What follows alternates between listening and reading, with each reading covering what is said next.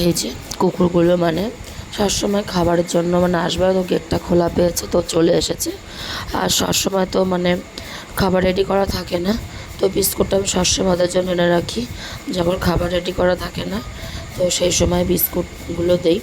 তো এই যে গেট খোলা পেয়ে চলে আসে, আর গেট খোলা না পেলে বাইরে গেটের বাইরে থেকেই মানে করবে, ডাকবে।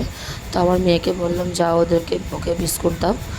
আর তারপর আমি তো এদিকে বসেছিলাম, আর আমার শরীর তো প্রচণ্ড খারাপ। তো আজকে গপু বাবাদের কোনো কিছু আর মানে অন্নভোগ মানে কিছু দেওয়া হয়নি। তো আমার বাবাকে বললাম যে যাও মিষ্টি নিয়ে এসো দুপুরবেলায়। তো এই যে কি মিষ্টি নিয়ে এলো, আর এই যে গপু বাবাদের খাইয়ে দিচ্ছিল। তো আমি বলছিলাম যে ওদেরকে এভাবে খাইয়ে দে গপু বাবাদের।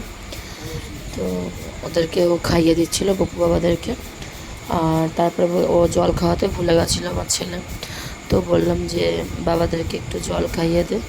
তো লাস্টে এই যে বাবাদেরকে জল খাইয়ে দিচ্ছে। আর এই যে আমার সব থেকে ছোট্ট কিউট আমার গপু বাবা, ওকে জল খাওয়াচ্ছে। ও দেখতে ছোট হলে হবে কি, ও কিন্তু ছোট না, ও কিন্তু বড়। আর আজকে দুপুরে রান্না করার আমার মানে ক্ষমতা ছিল না, তো আমার ছেলে ওই জন্য বিরিয়ানিটা নিয়ে এসছে, বিরিয়ানি খাচ্ছে।